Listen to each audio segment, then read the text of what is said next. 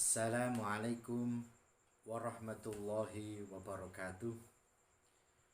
Perkenalkan, saya Muhammad Hasan Siddiq, mahasiswa PJJ PAI YN Syekh Nurjati Cirebon, dalam tugas mata kuliah studi Al-Quran oleh dosen pengampu Ibu Siti Maryam Munjiat SS MPDI.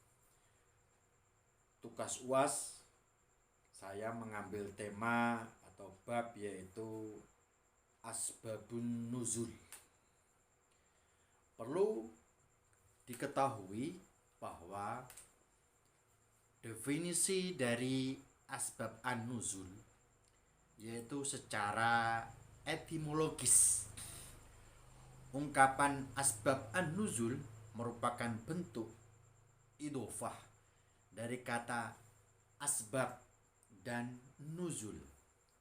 Asbab dapat berarti sesuatu yang menyampaikan kepada sesuatu yang lain. Tali, tambang, tiap tali yang diturunkan dari atas, sedangkan nuzul berarti menempati suatu tempat.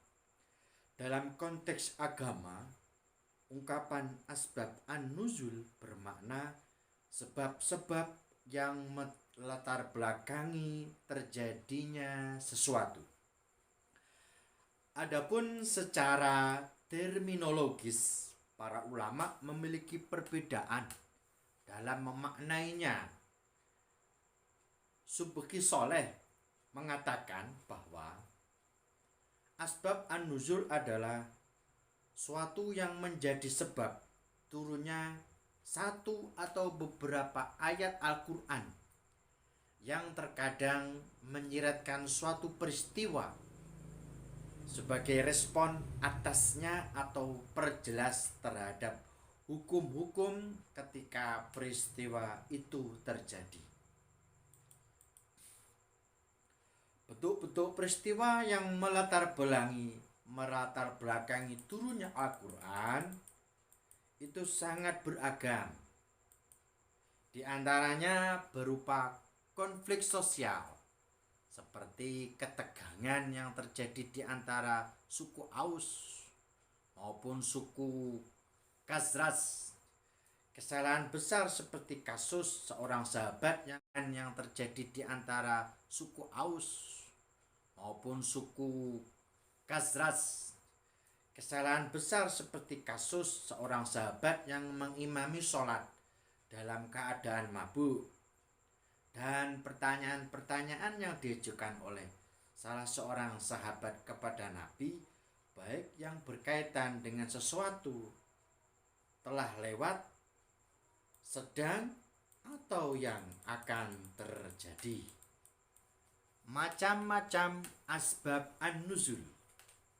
Jadi ada beberapa macam jenis asbab an-nuzul dari segi jumlah, sebab dan ayat yang turun. Asbab an-nuzul dapat dibagi, yaitu ada beberapa. Yang pertama, ta'addud al-asbab wal adnazil wahid. Beberapa sebab yang hanya melatar belakangi turunnya satu ayat. Terkadang wahyu turun untuk menanggapi beberapa peristiwa atau sebab terjadinya. Misalnya turunnya Quran surat Al-Ikhlas yang berartinya katakanlah dialah Allah yang Maha Esa. Allah adalah Tuhan yang bergantung kepadanya segala sesuatu. Tiada berada, beranak, dan tiada pula diperanakkan. Dan tiada seorang pun yang setara dengan dia. Dengan lafaz A'udzubillahi minasyaitonirrajim. Bismillahirrahmanirrahim. Qul huwallahu ahad, Allahus samad, lam yalid wa lam yulad wa lam yakul lahu kufuwan ahad. Itu adalah yang pertama. Kemudian yang kedua, yaitu ta'addud an-nazil wal asbab wahid. Satu sebab yang melatar belakangi turunnya beberapa ayat. Ini contoh dari surat Al-Quran Ad-Dukhan, yang artinya maka tunggulah hari ketika langit membawa kabut yang nyata. Itu adalah salah satu contoh dari asbab wahid. Jadi ada dua, kemudian urgensi atau manfaat kegunaan mengetahui tentang asbab an-nuzul, yaitu mempunyai arti penting dalam menafsirkan Al-Quran. Seseorang tidak akan mencapai pengertian yang baik jika tidak memahami riwayat asbab an-nuzul suatu ayat. Seorang ulama klasik dalam bidang ini mengungkapkan terkait tentang pengetahuan tentang tafsir dan ayat-ayat yang tidak mungkin jika tidak dilengkapi dengan pengetahuan tentang peristiwa dan penjelasan dengan turunnya suatu ayat. Pemahaman asbab an-nuzul akan sangat membantu dalam memahami konteks turunnya ayat. Ini sangat penting untuk menerapkan ayat-ayat pada kasus dan kesempatan yang berbeda. Hanya dengan kaitan ilmu syariah dapat ditegaskan bahwa pengetahuan tentang asbabul al-nuzul berfungsi, yaitu antara lain: 1. Mengetahui hikmah dan rahasia diundangkannya suatu hukum dan perhatian syarak terhadap kepentingan umum tanpa membedakan etnik, jenis kelamin, dan agama. Contohnya pada surat Al-Quran surat An-Nahl.